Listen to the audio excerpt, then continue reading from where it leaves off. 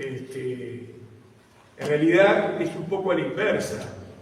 Yo me dediqué al estudio de esta temática gracias a él, porque él es el hombre que ha hecho desde los años 80, desde los años 90, no solo desde el mundo afro, sino desde las otras entidades afro-uruguayas que vienen trabajando en la temática, una campaña nacional e internacional que en Durban creó la palabra afrodescendientes para el Uruguay, cambiando radicalmente la forma en la que generalmente nos referíamos al tema, negros esclavos. Término que no es correcto, porque en África no hay negros. Nadie se reconoce como negro en África. Ustedes dirán, ¿pero cómo? No, son personas, como los asiáticos, como los americanos, como los mezcladitos, rosaditos, verdosos, hay de todos los colores por todos lados. Personas, no hay razas, somos una cosa sola. Entonces, negro es un término colonial y esclavo es una palabra engañosa. ¿Por qué? Porque uno hoy, actualmente en las redes, escucha argumentaciones como que los blancos no esclavizaron a nadie, porque en África se hace esclavizado. Pero la palabra esclavo es una palabra muy antigua, que viene de eslavo, del periodo romano, y sin embargo adquiere una característica muy importante durante el periodo de desarrollo de la industrialización en Europa, y tiene como protagonista a Inglaterra, a Portugal, a Brasil, a Estados Unidos, a Francia, a el sector germánico de Europa, en el cual lo que se hace es tráfico negrero, tráfico de personas. Negrero no por negro, negrero porque implica transformar seres humanos en elementos esclavizados con la categoría de trabajadores o mano de obra forzada. Entonces, estos términos que Romero introduce en la academia, en el discurso político, porque esto es político, no partidario, pero es político en esencia, lleva a cuestionarnos algunas cosas que son bastante interesantes. ¿Cuántos de nosotros, y acá tenemos dos sectores, ¿no? Los jóvenes antiguos y los jóvenes jóvenes? Me costó pensar eso para que nadie se ofenda, ¿no? ¿Cuántos de los jóvenes estudiaron la ley de libertad de vientres en la escuela o en el liceo? De los jóvenes antiguos, ¿vos sí? Sí. Sos una privilegiada. En la escuela 4 lo dábamos. ¿Eh? En la escuela 4 lo dábamos y hacían muchos actos culturales. Arriba con la 4. Es joven. Sí. ¿Cuántos de los jóvenes antiguos estudiamos esto en la escuela? Otra privilegiada. ¿Escuela 4 también? No. Vean ustedes, ¿qué sabemos nosotros de las leyes de independencia del Uruguay? La ley de independencia, la ley de unión y la ley de pabellón. Sobre esas tres creamos, básicamente, cuando digo creamos, estoy hablando del sistema educativo, que es el sistema por el cual se transmiten como un gran canal de Internet las ideas formativas y preformativas de lo que se llama nación. Nación que se constituye a partir de una clasificación de los que están, de los que más o menos están y de los que no están. Entonces, esa clasificación se hace a través de simbolismos. Y hay simbolismos muy fuertes con los que todos nosotros nos criamos. Ancina llevándole mate a Artigas. La imagen de la servidumbre. ¿Qué afro-uruguayo le gustaría ser como Ancina? Ninguno. A ningún ser humano le gusta ser servidumbre. Está dentro de un concepto de dignidad diferente al que se procura transmitir. Entonces, hoy me voy a permitir hablar de algunos temas que van desde una reflexión general, desde una postura documental, probada, digamos, validada, de algunas hipótesis que podemos lanzar, porque la historia no está constituida, o sea, los historiadores son los que escriben la historia. Es la historia de la historia escrita por los historiadores. La historia es un continuum, tiempo, territorio. El historiador, ¿qué hace? Reconstruye ese pasado. Y lo hace a través de ¿qué? De documentos, pero sobre todo de una metodología de trabajo. Pero el historiador está imbuido de una ideología, de una postura política, de una línea de trabajo. Y algunos de esos historiadores o de esos centros de investigación crean escuelas que dicen esto es verdad y esto no es verdad. En realidad, en historia no hay verdades. Dicho de otra manera, las verdades son circunstanciales. Si mi metodología de investigación y análisis es válida, mis conclusiones son tan válidas como el que dice todo lo contrario a mí o yo digo lo contrario del otro. Entonces, la historia, el pasado, la reconstrucción del pasado, está en un punto intermedio de esas verdades. Pero hay una verdad fundada, la verdad del Estado-Nación. Y en la verdad del Estado-Nación, en las leyes de 1825, hay básicamente tres, que están en primer lugar y que sirven para la discusión política desde hace 100 años. Si 1825 es la postura blanca, 1828 es la postura colorada, entonces vamos todos por 1830, así no nos peleamos. Y no es así. 1825, 25 de agosto fue el día que se proclamó la independencia del Uruguay. No hubo nunca más en la historia del país una declaración de independencia. Hubo solo una ese día. Otra cosa es, ¿éramos independientes? Eso es otra cosa. Declaración de independencia hubo una. Es un hecho documentado y lo tienen ustedes acá expresado. Hubo un primer gobierno provisorio que legisló, reglamentó, promovió, pensó una estrategia, a sabiendas de que ninguno de los que firmaron los documentos sabía si iba a estar vivo al otro día. ¿Alguien sabía que se iba a tener la victoria de Rincón? No. La de Sarandí, tampoco. Ituzaingó en el 27, tampoco. Rivera tomó las Misiones en el 28. ¿Eso ya estaba escrito? No. No estaba escrito porque los actores políticos eran, además de caudillos, de guerreros, de estancieros, eran políticos. Y eso es lo que a veces se nos olvida cuando trabajamos con los contenidos históricos. Estamos siempre pensando que Artigas se paraba delante de sus tropas y le hacía un discurso fenomenal que después un cura transcribía y eso pasó a la historia, entonces Artigas era siempre así. No. Artigas, como estos, eran políticos. Pensaban todo el día en política, como piensan los políticos de hoy. Están todo el día jugando al truco y orejeando. ¿Me sirve o no me sirve? ¿Sí? Bueno, la historia de la humanidad está constituida por ese orejeo permanente, que es el arte de la política. Y entonces en el arte de la política nosotros podemos discutir si las leyes, la ley de vientres del año 25 fue una libertad otorgada.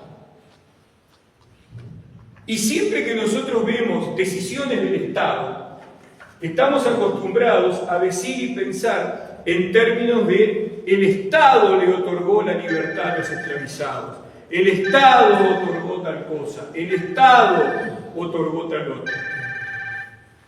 ¿Y es cierto que el Estado otorgó? Sí, es cierto. ¿Por qué? Porque hay un papel. ¿Sí? Aunque la palabra otorgada no esté, el resultado del acto institucional, que es un acto político hecho por políticos, dice eso. Ahora, yo también quiero pensar, porque son políticos, que esas libertades también han sido a lo largo del tiempo conquistadas.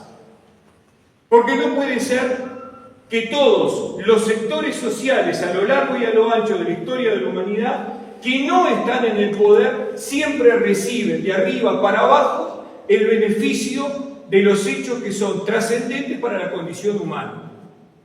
¿Y por qué particularmente con los africanos esclavizados eso es interesante? Porque no son los seres que nosotros nos imaginamos brutos, salvajes, sin conocimiento. El núcleo primigenio de la esclavización de trabajadores africanos estuvo constituido por muchos profesionales universitarios de un continente de que no sabemos nada. ¿Alguno de ustedes leyó a Kizerbo, Joseph Kizerbo, Historia de África, los 7 tomos de África publicados por UNESCO? No, porque no está. Mire, no sabemos nada de Brasil.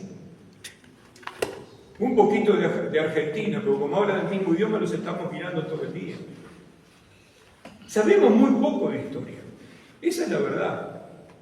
Y reproducimos y decimos cosas que otros dicen y las damos por verdad.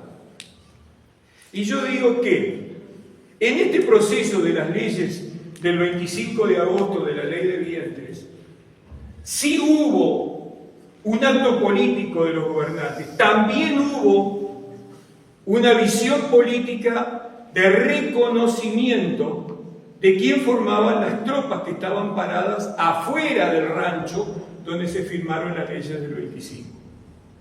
¿Cómo se imaginan ustedes que fue eso? Esto que está acá. Un grupete que se encerró y decidió que iba a ser así. Perdónenme, afuera de este rancho había un montón de gente que estaba pendiente del resultado. Y si el resultado hubiese sido reesclavicemos a todos, les prendían fuego, no había leyes del 25 de agosto y ninguno había sobrado. Porque quienes están del lado de acá del cuadro, los que no están en el cuadro, son personas conscientes de los procesos. ¿Por qué lucha un trabajador esclavizado? ¿Lucha por el salario? No, lucha por lo único realmente importante que tiene, la libertad. Y la memoria de la libertad que tiene de sus antepasados que fueron arrancados por métodos violentos de África. El Uruguay no tuvo una esclavitud rosada.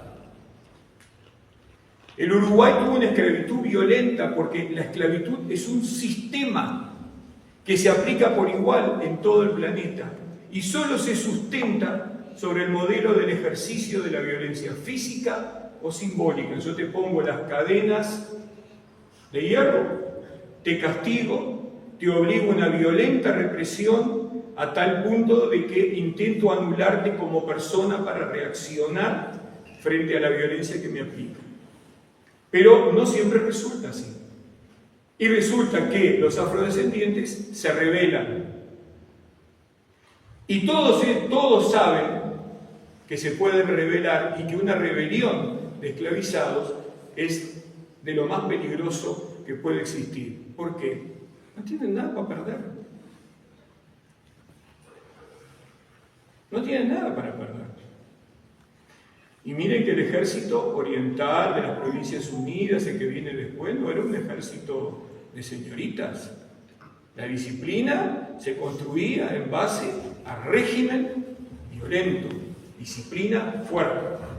Entonces, yo quiero pensar que ese 7 de septiembre, cuando se decreta la libertad de vientres, los políticos de ese momento y las tropas afrodescendientes sabían que estaban cumpliendo ambos un papel entre lo que se me otorga y lo que yo soy capaz de conquistar y reclamar. Y no vemos el reclamo inmediatamente porque no hay documentos. Muy pocos afrodescendientes escribían en esa época. Nadie escribió una memoria diciendo yo reclamo mi libertad. ¿Dónde vamos a ver esos reclamos de libertad? 10 años después o 20 años después. cuando empiezan a aparecer hombres y mujeres que le escriben al gobierno diciendo: sometido a injusta esclavitud después que las leyes me liberaron, después que la patria me hizo libre, ahora quieren volver a esclavizarme. Ah, pero entonces la voz de estos estaba, sí estaba, lo que no quedó es el registro escrito. Entonces el historiador también tiene la obligación de buscar los elementos para llenar los vacíos con hipótesis o como ideas. Y reitero, no generando verdades, generando una recreación de época.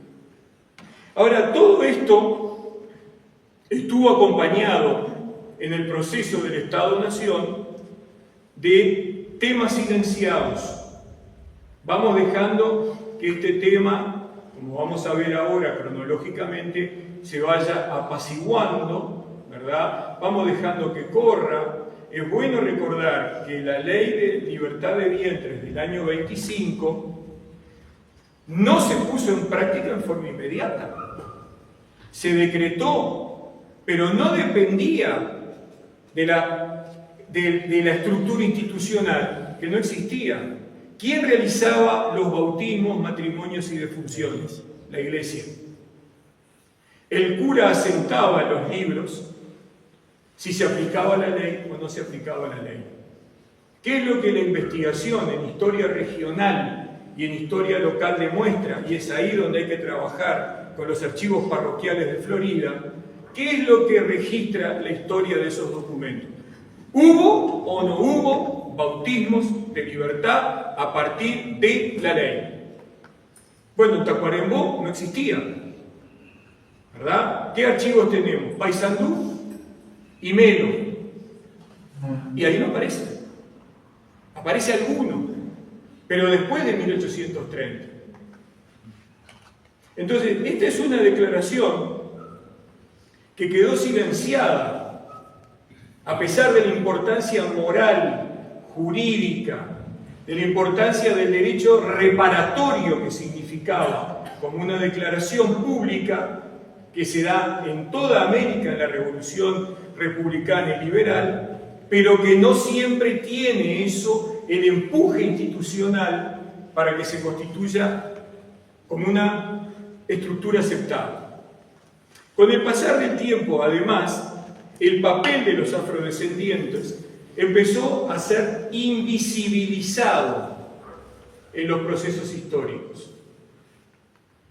Y entonces hubo momentos en que hubo que esperar 30, 40, 50, 60 años para que la organización de las propias grupos de afrodescendientes empezaran a generar sus espacios de conciencia y reivindicación. Y no lo van a hacer desde el carnaval ni desde los bailes, lo van a hacer desde la prensa afro. ¿Cuántos saben que Uruguay es uno de los países que tuvo mayor número de órganos de prensa escritos, editados, publicados, de muy buena circulación afro-uruguayos? Casi nadie, porque no se estudian, ¿verdad? Sin embargo, los investigadores que vienen de afuera del Uruguay se encuentran con esa documentación y dicen: opa, esta gente se adelantó al resto de América. Estaba al compás de lo que pasaba en Río de Janeiro o San Pablo. Quiere decir que aquella idea de afrodescendientes brutalizados, que no tenían pensamiento, etcétera, etcétera, no era tal. Lo que había era un silenciamiento, una invisibilización. Bien, vamos a pasar a otro tema. ¿Por qué estas cuestiones son tan complejas? Porque el Uruguay está partido en 12 grandes sectores. Montevideo y su región histórica, en la cual está Florida como límite de la antigua gobernación, el Fortín del Pintado, el pueblo del Pintado, etcétera, etcétera. Lo que va desde ahí hasta el Río Negro, Conchí y San Pedro del Durazno, y luego lo que está al norte del Río Negro y la frontera con el Brasil. Hasta ahora en el Uruguay, la historiografía se ha resistido a considerar la existencia de regiones. El argumento es que somos muy chiquitos. A ver, Inglaterra entra dentro del Uruguay. Han visto 500.000 películas sobre la pelea entre los escoceses y los galeses y el rey Arturo y San Pedro y no sé qué más. Ah, pero en el Uruguay no, porque viste que está ahí. No. Existen regiones, porque las regiones independen del tamaño del territorio. Las regiones son estructuras económicas, son territorios culturales, son procesos históricos diferentes. Y es un tema muy serio y es un tema muy preocupante. Porque cuando decimos que la esclavitud se terminó en el Uruguay en el 42 y chau, se habrá terminado en Montevideo. No, porque se terminó en el 46 y chau. Sí, es verdad, se terminó en el 46. Pero se aplicó la ley. No había registro civil. ¿Quiénes hacían el registro? Los curas de las iglesias. ¿Qué registraban los curas de las iglesias? Paz Casi, hija de la esclava de fulano de tal. Ambrosia, hija de la esclava de fulano de tal. Yo revisé, no sé, alrededor de 4.000 a 5.000 accesos de bautismos, matrimonios y defunciones de la década del 40, de la década del 50, de la década del 60. En 1866, en Artigas, se casaron dos personas afrodescendientes. Las dos resulta que eran esclavas de fulano de tal. 1866, 20 años después de la ley de abolición, de la verdadera ley de abolición, como muy bien dijo Hilario, ¿verdad? ¿Y por qué la verdadera ley de abolición? Porque creó una estructura institucional para asegurar que todos los afrodescendientes esclavizados efectivamente fueran liberados. Entonces, cuando nosotros miramos este mapa, tenemos que recordar dos cosas. Primero, en 1817 el cura Larrañaga recibe bajo palio con un Te Deum a Lecor. Bienvenido, vamos a terminar con el anarquista asesino Artigas. En 1819 Montevideo le dice: muchachos, ¿ustedes no quieren quedarse con unas tierras que están allá al norte del Arapey? Un par de millones de hectáreas, un par de millones de cabezas de ganado. ¿Qué les parece si se quedan con eso? Pero ese negocio fue en 1819. ¿Cuándo es la última batalla artiguista en territorio oriental? Un año después. El hombre seguía peleando, pero Montevideo ya había cambiado el norte del Uruguay por el faro de Isla de Flores. ¿Se entiende? Cuando uno empieza a mirar eso y empieza a mirar que en 1830 el representante inglés Samuel Hood dice: el nuevo Estado independiente de Montevideo se refiere al Uruguay como Montevideo o al Estado oriental como el Estado independiente de Montevideo, está definiendo, y los actos institucionales del Cabildo de Montevideo, la existencia de una región histórica que abarca un determinado territorio. Pero al norte, al este, hay otros territorios donde corren otras reglas. Entre 1816 y 1830, todo el norte del Río Negro pasó a manos de propietarios portugueses y brasileños. Ocupantes de la tierra que extranjerizaron la tierra. No, ocupantes de la tierra con títulos legales reconocidos por el Cabildo de Montevideo y nunca más desconocidos por la institucionalidad republicana del Uruguay. Hay gente que tiene campos en la zona del norte uruguayo que son de ellos desde 1816, 1817. Ya vamos a ver el tamaño de este problema. Pero bueno, aquí entra en juego otro invitado para el truco. No somos solo los criollos que elegíamos. La influencia británica es una influencia fundamental. Es el que le disputa el poder a nivel mundial a España. Y esa disputa empieza fuertemente en el Río de la Plata en 1807, 1806, 1807, con las invasiones británicas. Siembran en ese imperio español ya decadente y complicado la idea de la libertad, sobre todo de la libertad de comercio. Y para la influencia británica, en 1807, ya se establece la derogación del comercio de esclavos, porque a Inglaterra, que está en fase de desarrollo de la revolución industrial, no le sirve esclavos comedores de charque y arroz. Le sirve tener mano de obra asalariada o consumidores de productos de la revolución industrial inglesa. Entonces, si yo tengo una sociedad como la sociedad brasileña, donde el 50% de la población o más, tal vez el 60%, son esclavizados, que no tienen plata para comprar los productos que yo fabrico, la campaña mundial es contra la esclavización. La misma que ellos crearon y disfrutaron y que nosotros en los libros de historia le llamamos comercio triangular. Todos hablamos así, ¿no? Vamos a estudiar el comercio triangular. El comercio triangular salía de acá, iba a África, venía a América, cambiaba por algodón. Minga, comercio del tráfico negrero. 50 millones de africanos salieron de África con destino a mano de obra esclavizada. La mitad murió en el viaje, o un tercio murió en el viaje. El fundamento del sistema capitalista y del desarrollo de la economía industrial de Europa es el tráfico negrero. No es el comercio de algodón, no es el comercio de cueros del Río de la Plata, es el tráfico negrero. Un negro esclavo vale 8, 10, 15 o 20 vacas, o 50 cueros.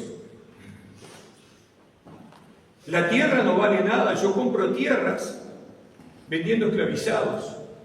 Entonces, lo que tiene valor en sí es cómo yo establezco esa estructura a partir del tráfico negrero. Y cuando no me sirve, y no tengo por qué dudar de los planteos morales británicos, entonces la anulo porque es antihumana. No se van a olvidar de esto. Todos están orejeando en este partido de truco.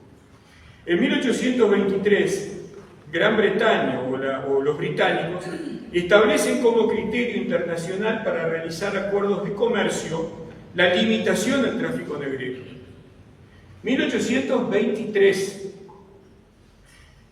¿Quién necesita en el Río de la Plata el reconocimiento británico? Buenos Aires y las Provincias Unidas. ¿Quién domina el puerto de Montevideo? Brasil. Portugueses y brasileños. ¿Le sirve eso a Buenos Aires? No, porque es el gran puerto del Río de la Plata, entonces es mi enemigo.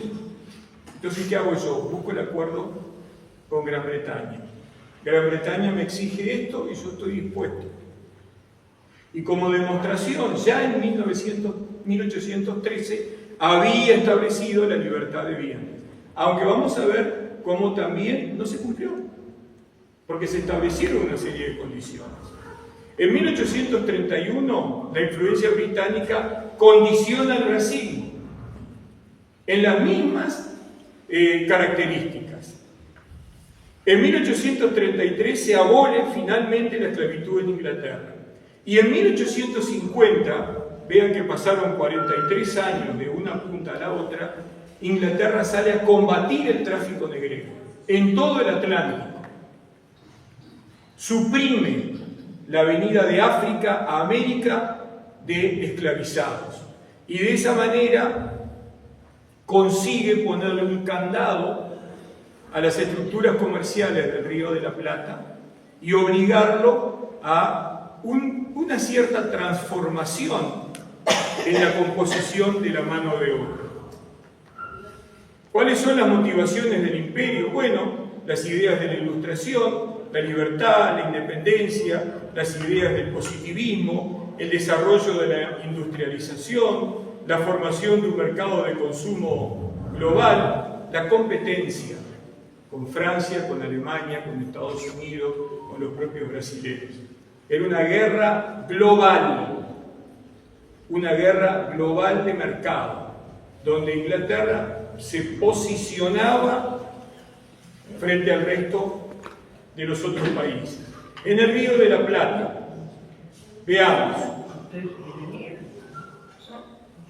¿Cómo? Bien. Fíjense, en el año 1825, voy a ir un poco más rápido, el gobierno provisorio, el gobierno oriental, el gobierno provisorio de la Florida, establece las leyes que conocemos e inicia un ciclo que nos lleva hasta 1828. En 1825 también se firma el primer tratado de comercio y de navegación entre Argentina e Inglaterra. ¿A cambio de qué? Del reconocimiento de la independencia argentina. Entonces, a lo largo de todo el periodo vamos a estar en te doy, me das, y vamos negociando la esclavización de trabajadores por un lado, el comercio de cueros, el comercio de charque, los puertos, ¿verdad? Y todo eso va a estar en el paquete de estos 5 años del 25 al 30. ¿Sí? Pero no solo en territorio uruguayo. ¿Qué es lo que plantea la ley de vientre libre? Que ya de alguna manera lo explicó Hilario. Y no voy a repetir lo que él dijo, pero sí voy a establecer que esa ley de 1813 de las Provincias Unidas generó una serie de condiciones para cumplir con la libertad. Es decir, tú nacías libre a partir de 1813. ¿Pero eras realmente libre? Sí, siempre y cuando se generaran estas condiciones. Primero, deberían servir a sus amos esclavizadores hasta los 15 años. ¿Por qué hasta los 15 años? Y acá hay un cálculo matemático y económico, el economista nos puede ayudar. Es la tasa de retorno de la inversión. ¿Sí? No me voy a meter muy profundo, algo como el tir y el van. Pero, ¿qué pasa? Se calcula el valor de ese esclavizado que nació de una trabajadora esclavizada, me va a generar a mí, que soy el esclavizador, un determinado retorno económico que yo no puedo amputármelo, no puedo amputar de tenerlo. Porque el esclavizado, ¿qué significa? Significa trabajo que me genera una renta, de la manera que sea, desde ama de leche hasta carpintero, albañil, los esclavizados, y por eso hablamos de distintos tipos de esclavitudes, rurales, urbanas, artesanales, de diversos tipos. Me genera una renta.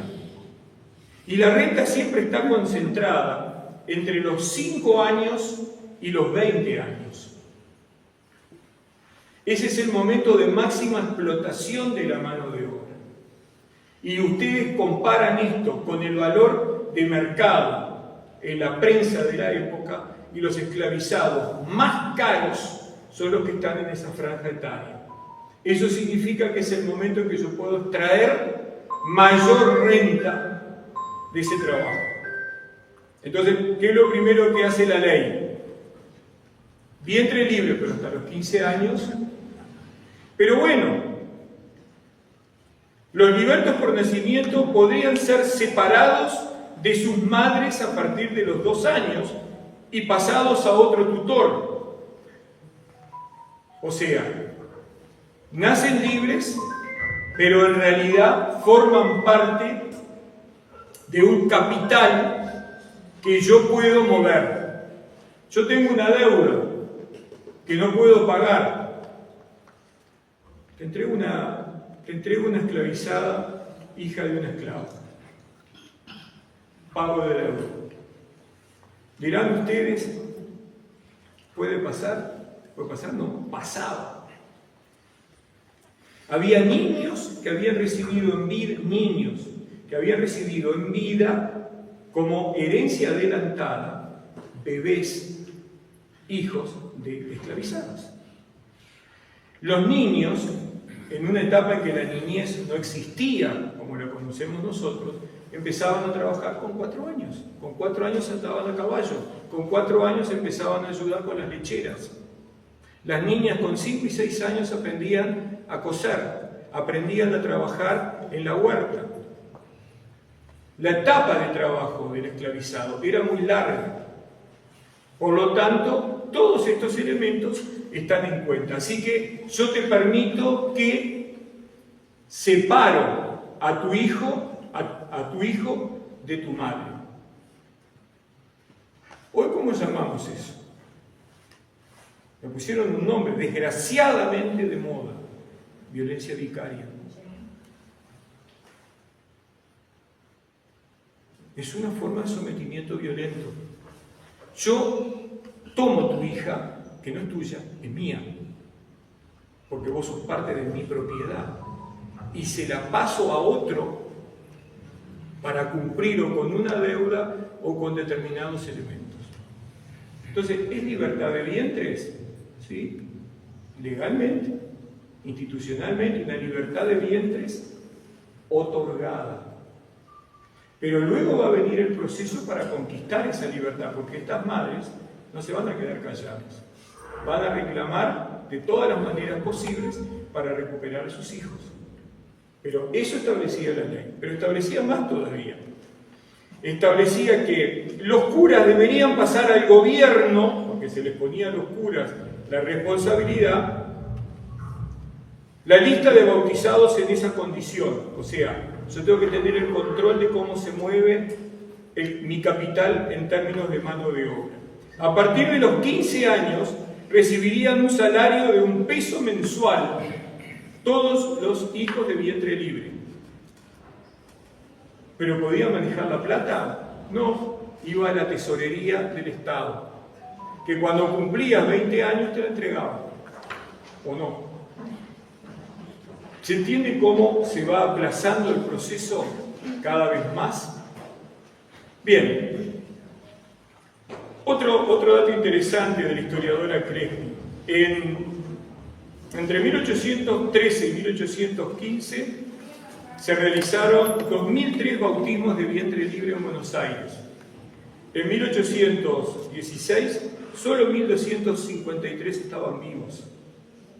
Ese era el otro tema: la altísima mortalidad infantil de la época. ¿Sí? Bien, esta ley además se cumplió básicamente en la provincia de Buenos Aires y no en las otras provincias argentinas. Bueno, y acá tenemos la ley nuestra, la del 7 de septiembre, ¿verdad? Que ya la leyó Hilario para evitar la monstruosa inconsecuencia, incoherencia de declarar la independencia del territorio, pero no declarar la independencia de quienes viven en el territorio. Y eso era la libertad. Y entonces, cuando hacemos este análisis, lo que encontramos es que no siempre, o en la mayoría de los casos, no se cumplió hasta 1830. Bueno, estamos hablando siempre de la libertad y del abolicionismo, pero vean ustedes el largo trayecto. De 1825 a 1853, una sucesión de leyes, decretos y elementos estatales que van aproximándonos a la libertad, pero la libertad no llega. La libertad no llega. Decía Hilario también la firma de los tratados de 1851 que pone fin a la Guerra Grande, y entre ellos el Tratado de Devolución de Esclavos y Criminales, atado al Tratado de Límites. Uruguay nace en 1830, 21 años después, no tiene límites con Brasil. Es un Estado sin límites. Es un Estado que reconoce que con su vecino tiene una estructura abierta. Esa estructura abierta no es un límite, pero sí es una frontera. ¿Por qué? Porque el límite es la raya, la línea que yo determino políticamente con el vecino que tengo del otro lado. Pero la frontera no es la línea, la frontera es las personas que viven en un determinado territorio, que están en ese lugar interactuando y que independe si hablan español, portugués, francés o alemán, porque conviven, porque se necesitan unos a otros. Y entonces la frontera genera un espacio de autonomía frente a los estados nacionales en formación. Y ese espacio de autonomía es el que va a ser aprovechado para darle continuidad en el tiempo al sistema esclavista. Vean ese mapa del Uruguay. Yo lo llamo la mancha verde. Es el producto de haber analizado 1.253 títulos de propiedad realizados por el imperio sobre la base de un censo, que no era un censo, porque vos tenías que presentarte y no te iban a preguntar. Vos venías a denunciar. Y esto estaba hecho contra la ley de Oribe del 46. Y fue el argumento fundamental para negociar el Tratado de Límites en el 51. Que llevó 10 años en ser delimitado. ¿Sí? Entonces, el Uruguay tiene 176.215 kilómetros cuadrados hoy, territorio terrestre. En manos brasileñas, en 1850 había 90.442 kilómetros cuadrados. De esos 176. ¿Eh? De esos 176. 90.000. ¿Y qué había en esa mancha verde? Tierras brasileñas con títulos de propiedad. Legales, no ilegales. Esto no es una ocupación militar. Porque acá, en esta época, en esa mancha verde, estaba ocupado militarmente por las fuerzas de Oribe, que los correteaban, que aplicaban el método de seducción de esclavos, que era ofrecerles la libertad a cambio de que militaran en el ejército. ¿Sí? Y en el 46, cuando se aplica la ley, se ordena a los jefes políticos de todo el país que vayan estancia por estancia, junten a toda la peonada y les digan: a partir de hoy todos son libres. ¿Sí? Yo encontré, está en el Archivo General de la Nación, la lista que fue ordenada por el gobierno de Oribe, donde está la inscripción de todas las personas esclavizadas de los distintos territorios del Uruguay. Son más de 1.700 nombres, donde aparece el nombre del esclavizado, la edad aproximada, el lugar donde estaba, cómo ingresó y en qué momento ingresó al territorio uruguay y de dónde provenía. ¿Sí? Esa lista existe. ¿Ustedes sabían que existe? No. Porque forma parte de ese imaginario colectivo del Estado-Nación. Entonces, no es que hay una ley que dice, hay una instrumentación administrativa, burocrática que establece el mecanismo. ¿Fue ese el fin de la esclavitud? No. Siguió 40 años más. ¿Por qué? Porque lo que se aplica en esa mancha verde, el poder de la tierra, el poder económico, el poder de las armas, rivaliza con el poder del Estado. La pregunta es, en esos territorios, ¿quién manda? ¿El Estado o los propietarios de la tierra? ¿Sí? Ahora, esto no se ve si yo creo una historia nacional proyectando Montevideo al resto del territorio. Yo aquí no lo puse, pero después que termina la Guerra Grande, Montevideo se transforma en una ciudad brasilera. Los territorios del puerto son comprados por la política, la diplomacia del Patacón. Entra el barón de Mauá a actuar. ¿Sí? Compran. El poder a través del dinero. el poder a través de las armas, el poder a través de una frontera interna, la mancha verde. La frontera interna que me asegura a mí que en una situación de guerra yo tengo desde dónde reaccionar contra el Estado que va contra mis intereses. Pero en estos territorios, aún con la ley de abolición de la esclavitud, había trabajadores afrodescendientes esclavizados. Y miren qué interesante, sobre la misma mancha verde, yo aplico el resultado del censo 2023. ¿Dónde están concentrados los afrodescendientes hoy en el Uruguay?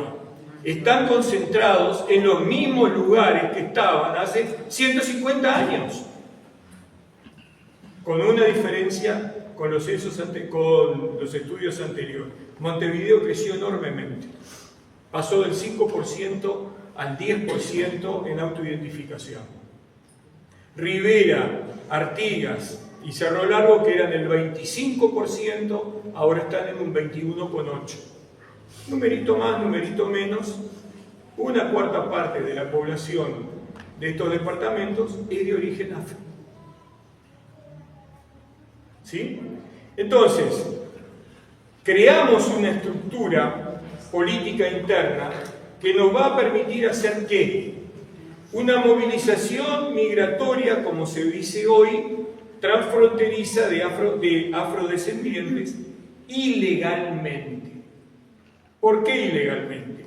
Porque en 1852 ese poder de la mancha verde le dice al Estado: yo no puedo renunciar a la mano de obra esclavizada porque la necesito para producir ganado. Y los mismos políticos que estaban en contra de eso son los mismos políticos que van a decir: bueno, entonces hagamos un acuerdo, no podemos violar la Constitución ni podemos dar marcha atrás a la ley de abolición. Entonces vamos a crear un régimen especial, que es: no puede ser introducido ningún trabajador de origen brasileño esclavizado al Uruguay sin que se le haya otorgado la libertad. ¿Sí? Y para eso se inventó el contrato de peonaje. Y asimilamos al trabajador esclavizado que viene de Brasil con una alforría, o sea, un documento de libertad para entrar al territorio uruguayo como hombre libre. Sin darnos cuenta que cuando ese mismo trabajador vuelve al territorio brasileño, vuelve inmediatamente a ser esclavo de nuevo. Entonces, los contratos de peonaje durante 30 años, y fue contra lo que se opuso severamente Bernardo Prudencio Berro, y terminaron en la carta de la Misión Saraiva, en el 64, determina que todos los trabajadores de las estancias brasileras venían con un contrato de peonaje. Y acá eran considerados hombres libres, pero no tenían salario, no tenían un régimen de ningún tipo y tampoco se los consideraba colonos. Entonces eran una cosa intermedia. ¿Quién se hacía cargo de controlar eso? El propietario, no el Estado. ¿Se entiende? Entonces, esto que fue inventado por Lamas terminó en que él mismo, en el año 57, dice: Andrés Lamas afirmaba que los asentados traen esclavos a territorio uruguayo bajo contratos que se extienden por 30 años. ¿Por qué por 30 años? Por 20, por 30, por 15, por 40. Tasa de retorno del capital. ¿Cómo era la alforría? Te doy la libertad, ¿querés ser libre? Sí. Bueno, comprame tu libertad, no tengo plata, no hay problema, yo te la presto. 30 años. Firmá acá. ¿Y cómo pago? Con trabajo, dependiendo de tu edad, 10, 20, 30, 40 años. ¿Correcto? Entonces, este peón contratado al estilo brasilero, como se decía en la prensa de la época, ¿verdad?, termina haciendo que en el norte del Uruguay y frontera con Brasil, la esclavitud se extienda bajo el eufemismo del contrato de espionaje.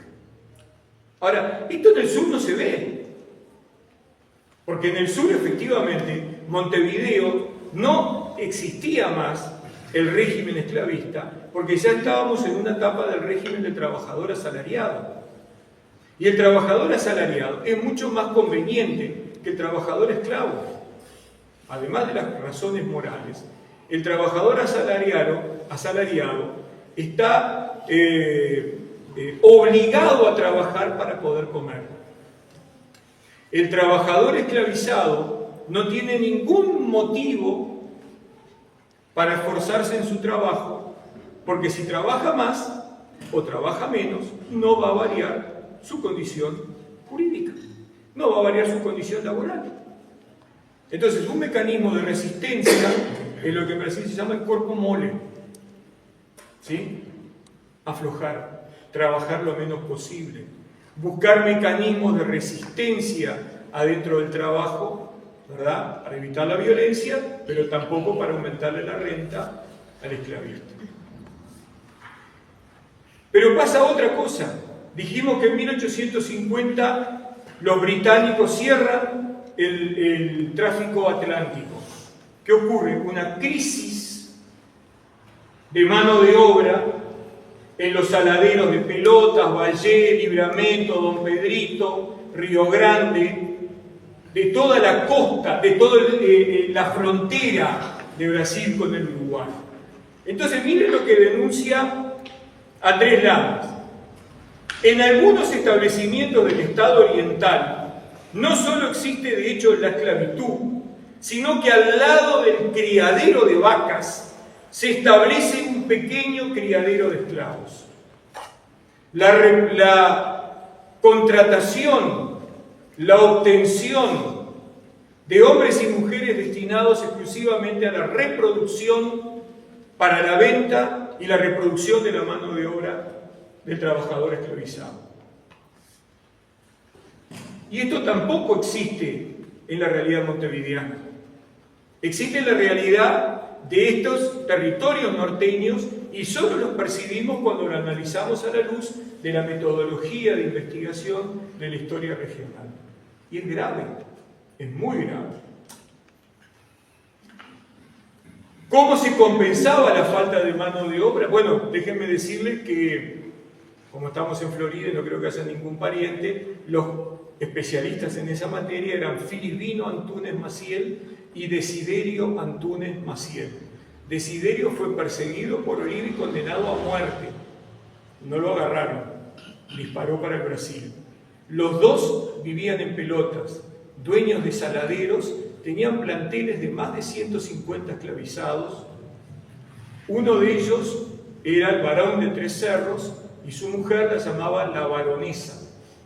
En el Museo de la Baronesa, que existe en la ciudad de Pelotas y que es magnífico, venía don Pedro a bailar y a hacer fiestas en Pelotas y todos los gastos lo pagaba esta familia, que sustentaba su riqueza en base a este modelo. Esto es frontera, esto es región, pero esto también es el Uruguay, solo que este Uruguay no está en la historia que a todos nosotros nos contaron. La otra manera de compensar el faltante de mano de obra fue el secuestro y el tráfico negrero subregional. ¿Qué es lo que secuestramos? Personas negras, libres, esclavizadas, no importa cuál. ¿Sí? Es como aquella estructura de Foucault, ¿sí? En la cual tú sí ya sos condenado por tu sola condición de negro, mulato, pardo. No precisás ser libre o esclavo. Si sos negro, tenés que ser esclavizado. ¿Se entiende? Si sos afrodescendiente, tenés que ser esclavizado. ¿Cuánto pasó de esto? Yo llegué a revisar 390 casos entre el Museo Histórico de Río de Janeiro y el Museo y el Archivo General de la Nación. Seguramente hay miles. Todo ambientado adentro del Tratado de 1851 de recuperación de esclavos fugados, ¿no? Y lo que se plantea en la época es que en la frontera del Uruguay con Brasil hubo una verdadera cacería humana. Una verdadera cacería humana. Porque había organizaciones en Libramento, documentadas, en Libramento, en Valle, en Yaguarón y en Pelotas, que consignaban la cacería en territorio oriental de afrodescendientes, porque era un excelente negocio venderlos para San Pablo y Río de Janeiro, donde faltaba mano de obra. Y eso está documentado, ampliamente documentado. No tengo tiempo para explicarlo, aparte veo que hay caras ya un poco cansadas. Pero créanme, cuando ustedes tienen el asalto de un grupo de hombres a una población como San Fructuoso de Tacuarembó en 1854 y secuestran 14 personas, de las cuales todos son hombres libres y mujeres libres, nacidas por las leyes del Estado uruguayo, y se los llevan a Brasil. Bueno, ¿y se los puede recuperar? Bueno, sí, podrían ser recuperados si alguien tuviera una cédula de identidad con foto, cosa que en esa época nadie tenía. Entonces, Hilario es secuestrado en Tacuarembó y cuando cruza la línea divisoria va a pasar a ser João Pedro. Desde chiquito, esclavo del estanciero fulano de tal. ¿Cómo yo pruebo que él es afrodescendiente libre y uruguayo? ¿Cómo él puede probar eso? Si en las leyes brasileras el esclavizado no puede actuar jurídicamente contra el esclavizador. Entonces, había otros mecanismos.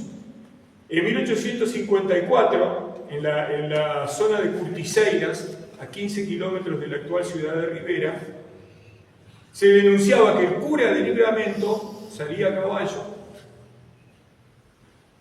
abajo del brazo el libro de campaña de bautismos, iba hasta la estancia de Chagas. ¿Cuántos nacieron? Los bautizaba en territorio oriental, pero los registraba en los libros de campaña de Libramento. Luego iba a Libramento, que es como cruzar la calle, y los registraba en los libros de bautismo oficial. Entonces, todos los bautismos que él registró, hijos o hijas de esclavizadas, eran esclavos por nacimiento. Entonces, aplicarle la ley que quieras, de lo que quieras. Las relaciones entre los estados se basan en relaciones jurídico-diplomáticas. Y lo que está claro es que los acuerdos políticos de los gobiernos orientales lo hicieron poner de rodillas en la diplomacia uruguaya. Y si creen que esto es grave, denme 5 minutos más. Lamas definía todo esto como el tráfico de carne humana. La frontera es básicamente un territorio en red. Nadie puede hacer nada si no está asociado con el otro, ¿verdad? Cuando uno ve todo el escándalo que se arma por el contrabando, en el puerto, en la frontera, señores, busquen bien porque están todos metidos. El contrabandista, la autoridad política, el político, el aduanero, el escáner que no escanea lo que tiene que escanear, pero dale que va, ¿sí? Todos están metidos. Entonces, José Rodríguez, vendido a Jerónimo Vieira da Costa en Yaguarón. ¿Quién es Jerónimo Vieira da Costa? Delegado de policía. El jefe del pueblo. Ese que da el pasaporte para que José Rodríguez pase a ser brasilero. ¿Se entiende? Y no hay foto. No hay foto. El señor delegado de policía, que a lo que parece negocia con carne humana, vean que Lama se preocupa de poner palabras que generan un shock en la opinión pública. ¿Sí? Ocurre que el shock en la opinión pública no era tal porque el gobierno reservaba la información y no la publicaba en los medios de prensa. Lo vendió en la ciudad de Río Grande consignado a un comerciante portugués, el cual se lo mandaba a Río de Janeiro. En Jaguarón existe un hombre llamado Manoca Diogo que estaba tomando a comisión el robo de negros en el estado oriental mediante porcentaje. ¿Qué vamos a contrabandear vacas? Vamos a contrabandear negros. Ese es el negocio, eso es lo que da plata. Además es mucho más seguro. ¿Por qué? Porque yo lo hago brasilero, porque Jerónimo Vieira da Costa me da el documento. ¿Se entiende esto? Esto es terrible, esto está denunciado, estos son archivos uruguayos, esta es la diplomacia uruguaya no actuando. ¿Sí? Porque esto no está en los libros de historia. Porque la historia que nos cuentan no es la historia real del país. ¿Sí? Intentos de reesclavización, otro mecanismo por el cual lo hacíamos. Este terminó bien, no lo consiguieron reesclavizar, pero un hacendado de Minas de Corrales intentó reesclavizar a el hijo de una de sus esclavas, que por la ley de 1825, es el único caso que encontré, era de vientre libre. Y lo salvó el cura, que declaró por escrito que sí era nacido de vientre libre según las leyes de la patria, ¿sí? Aunque no existía la hoja del bautismo. Vean ustedes las redes. Yo hago desaparecer, porque la única opción es que alguien arrancó la hoja justito, ¿verdad?, para que Eduardo Palermo pudiera ser esclavizado. ¿Ah? Y lo salvó el cura de Tacuarembó y el cura de Corrales, y los testigos que lo conocían desde que había nacido. Entonces la reesclavización era otro mecanismo, en este caso, que se activó jurídicamente en el Uruguay. El otro, la devolución de afrodescendientes en el marco de los acuerdos.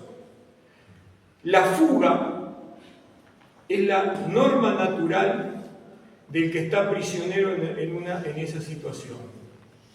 Cualquier persona en cana, lo único que piensa es en fugarse. Y esa es una ley natural del individuo. Si vos sos esclavo sometido a la violencia, vos estás pensando todo el día en cómo liberarte de eso y cómo fugarte. ¿Sí? Entonces, el Estado oriental siempre fue visto desde la época de Artigas como un lugar de refugio para los fuyões, para los fugados. Sí, pero no. Porque la diplomacia uruguaya, para cumplir con los acuerdos, en una época en que todavía no teníamos límites con Brasil, que se terminan en 1861, en el marco 49 de Massoyer, es el último marco que se pone en el mes de agosto de 1861, y ahí terminó la línea de límites con Brasil. Se ratifica 1865. Hasta ese momento no teníamos límites fijos. ¿Sí? Por eso Berro en el 62 rápidamente dice, bueno, pusieron los límites, empecemos a crear pueblos en la frontera, para crear una frontera. Fíjense, los esclavizados fugados podían ser denunciados por sus propietarios con motivos fundados y legales. Y para eso debía reclamar ante el gobierno uruguayo o las representaciones brasileñas en Montevideo. Yo estudié esto hasta el año 1880. ¿Ah? Ese es el universo en el que encontré una enorme cantidad de casos que generaron mi tesis de doctorado, que está centrada en esta temática. Por eso la tesis de doctorado se llama Terra Brasiliensis. ¿Sí? Es la historia de la segunda mitad del siglo XIX en el Uruguay, pero es una tierra brasilera, no es uruguaya. Ni por ley, ni por propiedad, ni por economía, ni por nada de lo que nosotros conocemos. Entonces, seleccioné algunos casos. El 12 de mayo de 1873 se presentó una denuncia de que había un esclavo fugado, 2 esclavos fugados, Adriano y Vicente, en la villa de la Florida. ¿Cómo esta gente sabía dónde estaban los fulloins de sus estancias? Porque los denuncian con lujo de detalle. Fulano está allí. Y el 13 de mayo, un día después, el Ministerio de Relaciones Exteriores del Uruguay aprobó la extradición y ordenó la entrega de Adriano y Vicente. En un día ubicó donde estaban y los extraditó. En 1874, Francisco Antonio da Silva reclama la extradición del esclavo Pantaleón, de 20 años, etcétera, etcétera. Y dice, está incorporado al ejército de línea en el estado oriental. ¿Sí? En algunos casos se dice, está en tal regimiento a las órdenes de tal coronel y de tal sargento en tal lugar. ¿Qué hace el gobierno uruguayo para cumplir los acuerdos internacionales? Verifica y comprueba que era cierto y por lo tanto ordena sacarlo del ejército y devolverlo a su reclamante.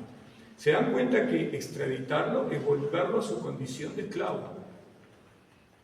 Es decir, el Estado uruguayo, no cumpliendo el artículo 131 de la Constitución de 1830, no cumpliendo la ley de abolición de 1846, ordena que una persona libre en el Uruguay por ley sea extraditado para volver a ser esclavizado en otro país. Esto es muy grave. Estamos hablando de un movimiento internacional. Y miren que no son 100 o 200. Estamos hablando de que mucha gente pasó por esta situación. 1874, vean la fecha, piensen qué pasaba en el Uruguay en el 74, ¿no? Barrán nos habla de la modernización y que viva las ovejas y que tiramos el alambre para allá y que tiramos el alambre para allá. Perdón, ¿se te escapó esto? Te faltó un capítulo sobre la diplomacia uruguaya y un sector de la población que no era chico, en el norte uruguayo era el 31%.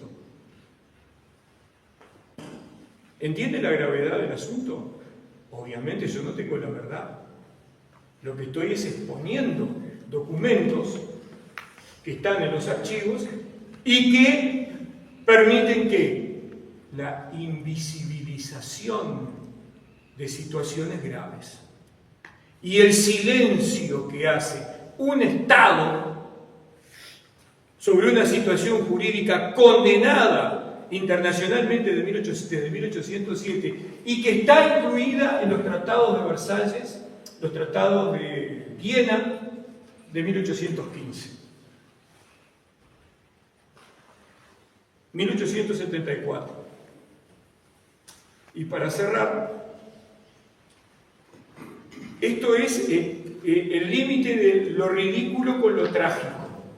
Cuando yo encontré este documento, no sabía si reírme o ponerme a llorar. Y miren que encontré cosas terribles en los archivos. Pero esto realmente me conmovió. Me conmovió porque el documento está completo. El documento está completo. Es decir, todo el procedimiento que se hace con esta persona. Se reclama a una persona cuyo nombre es Manuel o Antonio Rodríguez. ¿Sí? Es Eduardo, bueno, puede ser Ramón también, ¿no? Vamos a buscarlo por ese lado. Entonces, en el año 1879, ¿en qué año pusieron la estatua que está en la plaza? 1879. En 1879 se pide la extradición de Manuel o Antonio, ¿no? Y cada vez que alguien huía, se acompañaba la denuncia del Fullón con una serie de datos, ¿verdad?, muy claros. En mi tesis hay, no sé, 50. Uno pobre tenía 6 dedos. Ese no se lo cortó al sexto dedo, entonces huyó y cayó. Enseguida, levanten las manos, pum, soltó, chao, fuera. ¿Verdad? Es irónico, es trágico, es horrible. ¿Sí? Bueno, este tenía la mala suerte de ser color pardo, gordo, de buena estatura y con los escrotos muy voluminosos.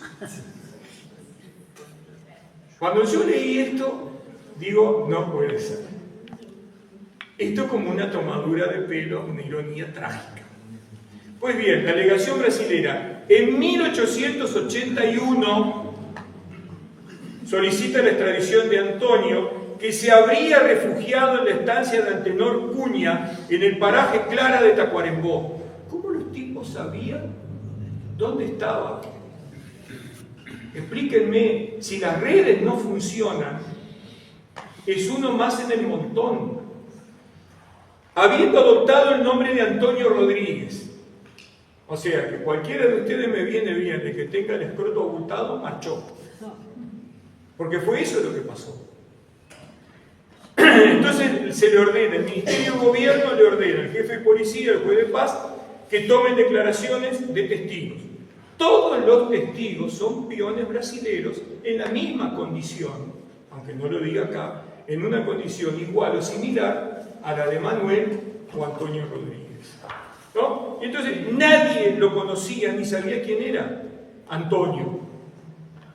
En noviembre de 1881, Antenor Cunha, que era el estanciero donde estaba trabajando en el paraje de Clara, dice que él no sabía absolutamente nada de Antonio, si era esclavo, fugado, no, que él estaba trabajando con él, pero no sabía cuál era su origen.